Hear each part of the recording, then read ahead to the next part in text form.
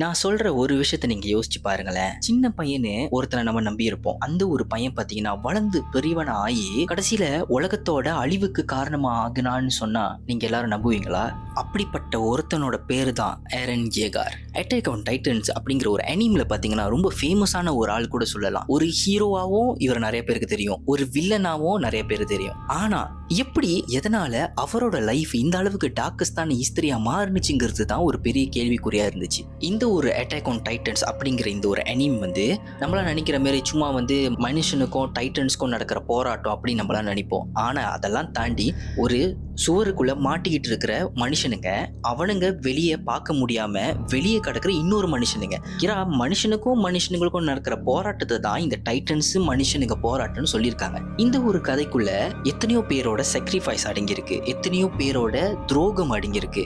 அதை எல்லாத்தையும் தாண்டி எப்படி ஏரன் அவரோட கோலை அச்சீவ் பண்ணாரு. சரி, கோல்ஸ் நீங்க சொல்றீங்களா, அப்படி என்னதான் இவருக்கு கோல்ஸ் அப்படின்னு பாத்தீங்கன்னா ஃப்ரீடம். அவர் சின்ன வயசுல இருந்து ஃப்ரீடம்காக மட்டும் தான் போராடி இருக்காரு. அது நிறைய பேருக்கு புரியாமையும் போயிருக்கு. ஏரன் ஏகார்னு சொல்லப்படுற இந்த ஒரு மனுஷன் பாத்தீங்கன்னா வால்குள்ள இருக்கிற அந்த உலகத்துல வாழ்ந்துகிட்டு இருந்த மனுஷன். இந்த வால்குள்ள வாழ்ற நகரத்தோட பேரு தான் சிகான்ஷினா. இந்த சிகான்ஷினாவை பார்த்து வெளியாட்கள், வெளி உலகம் பாத்தீங்கன்னா ரொம்பவே பயப்படுவாங்க. ஏன்னா வெளியாட்களை பொறுத்த வரைக்கும் இந்த சிகான்ஷினா அப்படிங்கிற ஒரு நகரம் பாத்தீங்கன்னா டீமனுக்கு சொந்தமானது அப்படின்னு வந்து இவங்க நினைக்கிறாங்க. அது மட்டும் இல்லாம ஒவ்வொரு ஜெனரேஷன்லயும் வந்து இந்த பாரடைஸ் ஐலண்ட், அதாவது இந்த பாரடைஸ் ஐலண்ட்ங்கிறது என்னன்னா இந்த சிகான்ஷினா அப்படிங்கிற ஐலண்ட் தான்.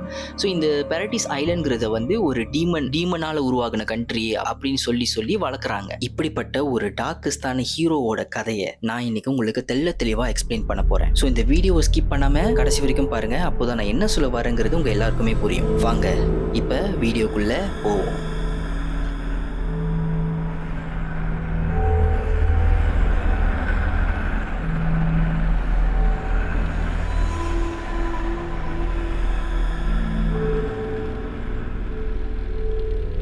ஏரன் ஏகார் சின்ன வயசுல இருந்து பாத்தீங்கன்னா அந்த வால்ஸ்குள்ளேயே தான் மாட்டிக்கிட்டு அந்த வெளி உலகத்தை எப்படா பார்ப்போன்னு ஒரு யோசனையிலே இருந்திருக்கான். அது மட்டும் இல்லாமல் அவனுக்கு எப்போதுமே ஃப்ரீடம் அப்படிங்கிறத மட்டும் தான் மண்டைக்குள்ளே ஓடிக்கிட்டு இருக்கும். அவனுக்கு ரொம்ப ஆசைனா என்னன்னு பார்த்தீங்கன்னா ட்ரீம்னு கூட சொல்லலாம். அப்படின்னா என்ன ட்ரீம்னு போயிட்டு நீங்கள் ஏரன் ஏகார்ட்ட போய் கேட்டிங்கன்னா அவனுக்கு ஒரே ஒரு ஆசையாக தான் இருக்கும். எப்படியாவது இந்த வால்ஸை தாண்டி நான் வெளி உலகத்துக்கு போகணும், வெளி உலகத்தை பார்க்கணும், கடலை பார்க்கணும், கடலில் இருக்கிற அந்த ஒரு ஓசையை கேட்கணும், கடல் அலைகளை பார்க்கணும் அப்படின்னு சொல்லிட்டு அவ்வளோ விஷயங்கள் வந்து சொல்லுவாங்க. ஆனால் இது எதுவுமே நடக்க முடியாத நிலைமைக்கு தள்ளப்பட்டாங்க இந்த சிகான்ஷினால வாழ்ந்த மனுஷனுங்க. ஏன் ஒரு விஷயம் நான் உங்களுக்கு சொல்கிறேன். சீசன் 1ல ஒரு விஷயத்தை தெளிவாக காட்டியிருப்பாங்க. வெளியே பார்த்தீங்கன்னா டைட்டன்ஸ் நிறைய இந்த சிகான்ஷினால வாழ்ந்துகிட்டு இருக்கிற மனுஷனுங்களை கொல்றதுக்கு போராடி வரும். அந்த டைம்ல மனுஷனுங்க, அதாவது இந்த வால்ஸ்குள்ள அடைஞ்சு கிடக்கிற இந்த மனுஷனுங்களை சில பேர் வந்து சர்வே காப்ஸ்ல இருப்பாங்க. அவங்க தான் வந்து டைட்டன்ஸ்குள்ள ஃபைட் பண்ணி அவங்களோட இந்த சிகான்ஷினாங்கிற இந்த உலகத்தை வந்து பாதுகாத்துட்டு வராங்க. அந்த மாதிரி இவங்க எத்தனையோ பேரை இழந்திருக்காங்க, நிறைய பேரை sacrifice பண்ணியிருக்காங்க. இது எல்லாத்தையுமே வந்து சின்ன வயசுல இந்த ஏரன் பார்த்துக்கிட்டு வந்தான். அப்போ அந்த டைம்ல வந்து பாத்தீங்கன்னா திடீர்னு ஒரு பெரிய டைட்டன், கொலோசல் டைட்டன் வந்து இவ்வளவு நாளா இவங்க வாழ்ந்துகிட்டு இருந்த இந்த வால்ஸை வந்து பிரேக் பண்ணி வெளியே வந்திருக்கு. அப்போ இவனுக்கு என்ன நடக்குது ஏது நடக்குதுன்னு புரியாம இவங்களாம் வந்து தவிச்சுக்கிட்டு இருக்கிற அந்த டைம்ல பாத்தீங்கன்னா வெளியே வந்து ஏகப்பட்ட டைட்டன்ஸ் இருக்கும்ல, அந்த டைட்டன்ஸ் எல்லாமே வந்து உள்ள வர ஆரம்பிச்சிருக்கு. அப்ப ஏரன் ஏகருக்கு என்ன நடக்குதுன்னே புரியல. உள்ள இருக்கிறவங்க எல்லாருமே வந்து திணறிக்கிட்டு ஓட ஆரம்பிக்கிறாங்க. அப்ப இந்த கொலோசல் டைட்டன் பாத்தீங்கன்னா எத்தனை அந்த வாலோட சில பீசஸ் வந்து என்ன ஆயிருக்குன்னா நேரா போயிட்டு ஏரனோட அம்மா இருந்த வீட்டு மேல பட்டிருக்கு. ஸோ பட்ட அந்த டைம்ல அவங்க அம்மா கார்லா மேல வந்து அடிபட்டு இருந்துச்சு. ஸோ அடிப்பட்ட அந்த டைம்ல வந்து ஏரன், மிகாசா, அப்புறம் ஹான்ஸ்னு சொல்லிட்டு அவரோட கார்டியன் சொல்லலாம். அதாவது ஏரன் ஏகாருக்கும் மிகாசா ஆர்மி, இவங்க 3 பேரோட கார்டியன் கூட இவங்க நம்ம சொல்லலாம். இவங்க 4 பேருமே எப்படியாவது வந்து கார்லா வெளியே எடுத்துடலாம் அப்படின்னு சொல்லிட்டு போராடினாங்க. ஆனா போராடியும் எடுக்க முடியல. அப்போ ஹான்ஸ் கிட்ட சொல்றாங்க, கார்லா, ஹான்ஸ் நீ எப்படியாவது வந்து ஏரனோ மிகாசாவை கூட்டிட்டு போயிரு அப்படின்னு. அப்ப அவர் கூட்டிட்டு போற அந்த டைம்ல வந்து ஒரு ஸ்மைலிங் டைட்டன் வந்து கார்லாவை சாப்பிடுது. அந்த சாப்பிடுற அந்த ஒரு கொடுமையை வந்து ஏரன் ஏகார் கண்ணு முன்னுக்கு பாக்குறான். நினைச்சு பாருங்களேன், சொந்த அம்மா, இத்தனை நாளா நம்மள வளர்த்த ஒரு அம்மாவை சாப்பிடுறத, தான் அம்மா சாவுறத கண்ணு முன்னுக்கு பாக்குற அந்த ஒரு கொடுமையை வந்து ஏரன் ஏகார் ஸ்டார்டிங்லயே அனுபவிச்சிருக்கான். இதுதான் அவனுக்கு நடந்த ஒரு முதல் ட்ராஜிக் ஸ்டோரி. பட் அதுக்கப்புறம் அவனோட அவனோட லைஃப் ஸ்டைலு இவ்வளோ நாளாக வந்து என்ன ட்ரீமாக இருந்துச்சு, வெளியே போகணும், ஃப்ரீடமாக இருக்கணும் அப்படி இப்படின்னு ஒரு ஆசை இருந்துச்சு. ஆனால் இதுக்கப்புறம் இவங்க அம்மா இறந்துட்ட பிறகு வந்து இவனோட எய்ம் பார்த்தீங்கன்னா ஒன்றே தான் இருந்துச்சு. எப்படியாவது வெளியே இருக்கிற டைட்டன்ஸ் எல்லாத்தையும் நான் சாவடிக்கணும், நான் எல்லாரையும் எப்படியாவது நான் சாவடிப்பேன், ஒரு டைட்டன்ஸ் கூட நான் மிச்சம் வைக்க மாட்டேன், எல்லாரையும் என் கையால் கொள்ளுவேன் அப்படின்னு சொல்லிட்டு ஒரு கங்கணம் கட்டினாரு. அதுக்கப்புறம் அவர் சர்வே காப்ஸில் சேர்ந்து அந்த ஓடிஎம் கியர்னு சொல்லுவாங்க அந்த ஒரு இதெல்லாம் வந்து அவர் கற்றுக்கிட்டு கொஞ்சம் கொஞ்சமாக வந்து போராடி வந்தார். ஒரு வகையில் சர்வே காப்ஸ்லேயும் அவர் வந்தார். அப்போது அந்த டைமில் என்னவாகுதுன்னு பார்த்தீங்கன்னா, எரனுக்குள்ள ஒரு டைட்டன் பவர் இருந்திருக்கு. அப்போதான் அவனுக்கே தெரிய வருது. நினைச்சு பாருங்களேன், இவ்வளவு நாள் அவர் என்ன சொல்லிக்கிட்டு இருந்தாரு, டைட்டன்ஸ் எல்லாத்தையும் நான் கொல்லுவேன் அப்படின்னு சொன்னாரு. ஆனா இப்ப அதெல்லாம் தாண்டி அவரே ஒரு டைட்டன் இப்பதான் அவருக்கு தெரியுது.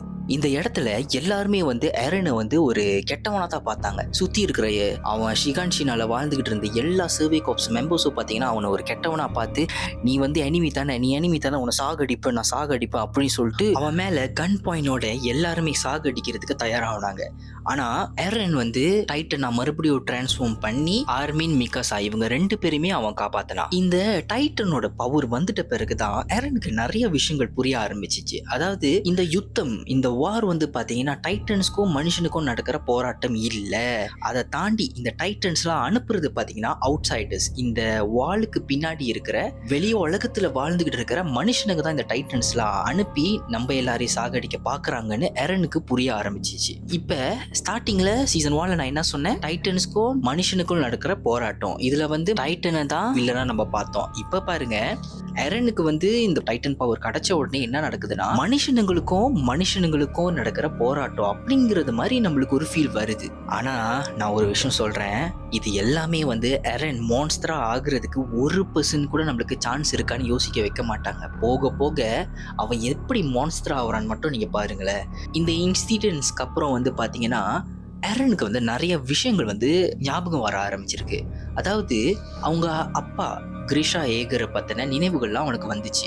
அதுக்கப்புறம் அவன் எப்படி இந்த டைட்டன் பவர் கிடைச்சிச்சுன்னு சொல்லிட்டு ஒரு கிளீம்ஸா நிறைய விஷயங்கள் வந்து அவனுக்கு ஞாபகம் வர ஆரம்பிச்சிருச்சு. இதெல்லாம் ஏன் அப்படிங்கிற கேள்விக்கு ஒரு பதிலா வந்து இந்த அட்டாக் ஆன் டைட்டன்ஸ்ல வந்து சொல்லியிருக்காங்க. அதாவது இந்த அட்டாக் டைட்டன் பாத்தீங்களா, நிறைய டைட்டன்ஸ் இருக்கு. Warhammer titan, armour titan, female titan, beast titan, இந்த மாதிரி எல்லா டைட்டன்ஸ்க்கும் வந்து யூனிக்கான நிறைய பவர்ஸ் இருக்கும். அந்த மாதிரி அட்டாக் டைட்டன்ஸ்க்கு பாத்தீங்கன்னா ஒரு யூனிக்கான பவர் இருக்கு. அதனால ஃபியூச்சர் இன்ஹெரிட்டர்ஸ் வந்து பார்க்க முடியும்.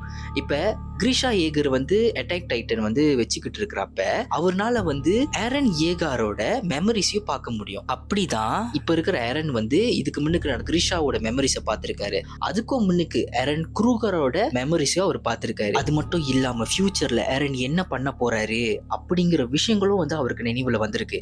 அதுக்கு பேர் தான் ரம்பிளிங். ஆயிரக்கணக்கான, ஆயிரம்னு சொல்றதை விட மில்லியன் கணக்கான கொலாசல் டைட்டன்ஸ் இருக்குல்ல, வாலா இருக்கிற அந்த கொலாசல் டைட்டன்ஸை வேக்கப் பண்ணி என்டையர் வேர்ல்டையும் வந்து டிஸ்ட்ராய் பண்றதுக்கு எரன் ஒரு காரணமா இருக்கிறாருன்னு அவனோட நினைவுல வந்திருக்கு. இந்த ரம்பிளிங்ல பாத்தீங்கன்னா 80% ஆஃப் ஹியூமானிட்டி வந்து அழிஞ்சிரும் அப்படிங்கிறது தான் வந்து அவர் பார்த்திருக்காரு. இருந்தாலும் அவரு இதுக்கு துணை போனாரு. இவ்வளவு நாளா ஹியூமன்ஸ்க்காக தானே அவர் வாழ்ந்தாரு, ஃப்ரீடம்காக தானே வாழணும். ஆனா இவரே மத்த எல்லா ஃப்ரீடமும் பறிச்சுட்டு அவரோட சொந்த நாட்டுக்கு மட்டும் அவர் ஃப்ரீடம் கொடுக்கறன்னு நினைக்கிற இதுக்கு பேர் தான் கெனோசைட்னு சொல்லுவாங்க. இப்படிப்பட்ட ஒரு முடிவு எடுப்பாரா அப்படிங்கறத நம்ம யோசிப்போம். சீசன் 3 வரைக்கும் நம்மள காட்டிடுவாங்க.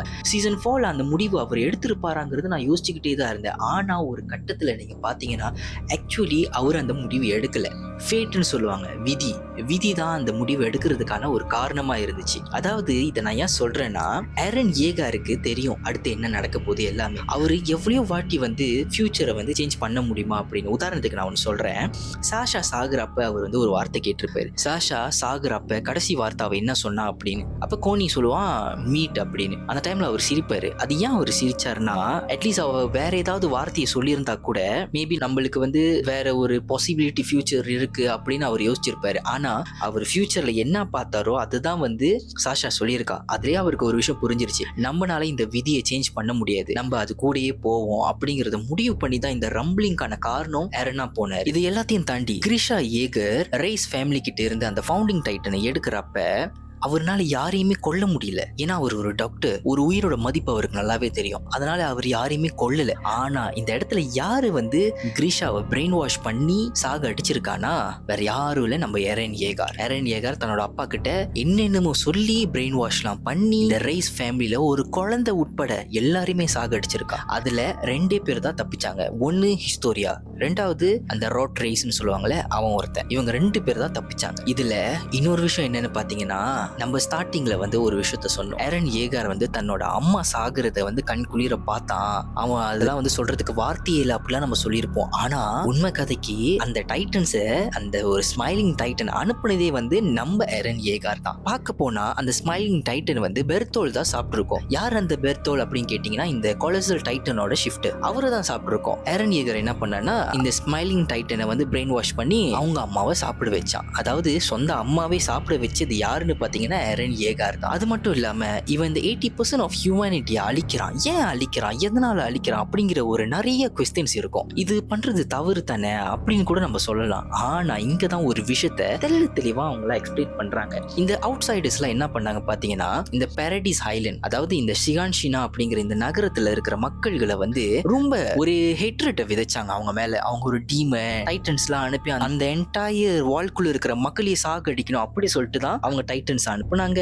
அது மட்டும் இல்லாம இந்த நிறைய பேரை வாரியர்ஸை ட்ரெயின் பண்ணி டைட்டன்ஸ் பவர்லாம் கொடுத்து அவங்களாம் அனுப்புனாங்க. இந்த பாரடைஸ் ஐலண்டை விட்டு வெளியே வாழக்கூடிய மக்களை வந்து மார்லியன்ஸ்னு சொல்லுவாங்க. இந்த மார்லியன்ஸ் பண்ண ஒரு பெரிய தப்பு என்னன்னு பாத்தீங்கன்னா, அவங்க பண்ற தப்பு, அவங்க பண்ற அநீதியான செயல்கள் எல்லாத்துக்கும் காரணம் பாரடைஸ் ஐலண்ட் தான் அப்படின்னு சொல்லிட்டு எல்லாத்தையுமே வந்து இந்த பாரடைஸ் ஐலண்ட் மேல திணிச்சாங்க. அப்ப அதனாலே என்னமோ தெரியல, அவங்க விதைச்ச அந்த ஒரு தப்பு தான் இன்னைக்கு ஒரு மான்ஸ்டரா உருவாகி நம்மள கொல்ல வந்திருக்குன்னு.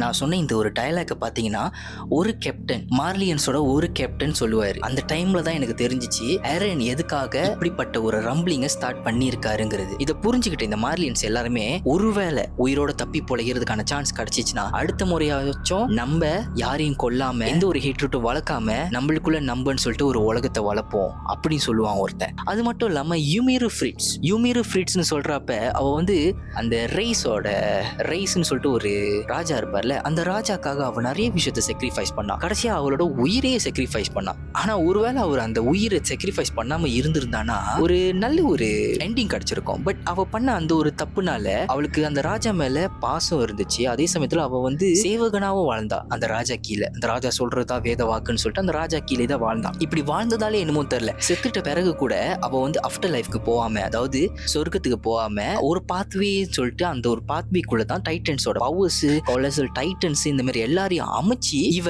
எல்லாருக்குமே பவர்ஸை கொடுத்தா. ஆனா இந்த ஃபவுண்டிங் டைட்டன், அதாவது இந்த யுமிர் வந்து யூஸ் பண்ண இந்த ஒரு ஃபவுண்டிங் டைட்டனோட பவர் பாத்தீங்கன்னா, ராயல் ஃபேமிலியோட பிளட் இருந்தா தான் அவங்கனால அதை பாய்க்க முடியும். ஸோ ஏரன் வந்து நம்ம ஜீக்கு கூட சேர்ந்து இந்த ஃபவுண்டிங் டைட்டன் பாய்க்கிறப்ப ஏரனுக்கும் ஜீக்கு கூட ஒரு மாதிரியான ஒரு ஃபைட் நடந்துச்சு. அந்த ஃபைட்ல பாத்தீங்கன்னா நம்ம ஏரன் வந்து அவ்வளவு அருமையா புரிஞ்சுக்கிட்டாரு யுமிரு ஃப்ரிட்ஸ். அதாவது மத்தவங்க எல்லாமே ராயல் பிளட்ல இருக்கிறவங்க எல்லாருமே வந்து பவருக்காக தான் வந்து பாய்ச்சிக்கிட்டாங்க யுமிரை. ஆனா ஏரனுக்கு அவளுக்குள்ள இருக்கிற வழியை புரிய முடிஞ்சு. புரிஞ்சுக்கிட்டதாலே என்னமோ தெரியல, யுமிரு வந்து ஏரனை சூஸ் பண்ணா. ஏரனுக்கு சப்போர்ட் பண்ணி ஏரன் கூட நின்று இந்த ரம்பிளிங்க தொடங்கணும். கடைசியில யுமிருக்கு ஒரு விஷயத்த புரிய வச்சா ஏரன். அதாவது இந்த இடத்துல நான் ஒரு விஷயம் கத்துக்கிட்டேன். மிகாசா ஏரனை கொல்றப்ப மிகாசாக்கு வந்து ஏரன் தான் எல்லாமே. ஆனா ஏன் வந்து ஏரன் அவ கொல்லணும்? ஏன்னா இவ்வளவு பெரிய ஒரு இன்சிடென்ட், இவ்வளவு பெரிய ஒரு ஹியூமனிட்டி அழிச்ச ஒருத்தன், அவன் எவனா இருந்தாலும், அவன் எங்க அப்பா அம்மா யாரா இருந்தாலும் சரி, அவங்கள அழிச்சே ஆகணும்னு சொல்லிட்டு தான் மிகாசா அந்த இடத்துல ரிஸ்க் எடுத்து ஏரனை கொன்னா. இருந்தாலும் அந்த லவ் அப்படிதான் இருக்கு. அதே மாரி யுமிர் பண்ணிருக்கலாமே. ஒருவேளை வந்து அந்த ராஜா மேல அந்த ஸ்பியர் வந்து தாக்குறப்ப இவ தன்னோட பிள்ளைங்களை ப்ரொடெக்ட் பண்ணியிருந்தா இன்னத்துக்கு எவ்வளவு விஷயங்கள் மாறி போயிருக்குமே. அதை அழகா எக்ஸ்பிளைன் பண்ணா நம்ம ஏரன். அதுக்காக தன்னோட உயிரையும் கொடுத்தான். இதை எல்லாத்தையுமே தாண்டி ஏரன் பண்ண ஒரு விஷயத்த நான் சொல்றேன். அவன் இந்த ரம்பிளிங் ஸ்டார்ட் பண்ணதுல இருந்து கண்ணை மூடிக்கிட்டே தான் இருப்பான். கண்ணு கீழே வந்து பாத்தீங்கன்னா, கண்ணு கீழே விழிகிட்ட வந்து ஒரு மாதிரியான டார்க் ஸ்பாட்டா அந்த மாதிரி சொல்லலாம். அவன் அழுந்துகிட்டு இருந்த மாதிரி ஒரு ஃபீல் இருந்துச்சு. அவன் எப்ப கண்ணை திறந்தானா, கடைசியா ஒரு வாட்டி மிகாசாவை பாக்குறதுக்கு கண்ணை திறந்தான். அவன் பாக்குற அந்த நொடியா அவன் உயிரை விட்டான். இப்படிப்பட்ட ஒரு கதை ஆக்சுவலி எழுதின இசையாமின்னு சொல்லிட்டு இந்த ஒரு டைரக்டருக்கு வந்து நம்ம பெரிய பெரிய பெரிய சல்யூட் பண்ணியே ஆகணும். ஏன்னா இந்த மாதிரியான ஒரு கதையை யாராலையும் எடுத்தா கூட ஒருவேளை எந்த அளவுக்கு எடுத்திருப்பாங்கன்னு தெரியல. இந்த ரம்பிளிங் சீன்லாம் பாக்குறதுக்கு அவ்வளவு அருமையா இருந்துச்சு. இந்த ஒரு அனிமல பாத்தீங்கன்னா எனக்கு பிடிச்சமான ஒரு character apart from Eren Yeager, I like Erwin ஸ்மித்னு சொல்லிட்டு ஒரு லீடர் இருப்பார். இந்த லீடர் பாத்தீங்கன்னா ஒரு வகையில நம்மளுக்குலாம் இந்த மாதிரி லீடர் கிடைக்குமான்னு இயங்கக்கூடிய ஒரு லீடர்னு சொல்லலாம். ஏன்னா இந்த சீசன் 1 சீசன் 2ல இருக்கிறப்ப அவர் லீடரா இருந்த சமயத்துல பாருங்க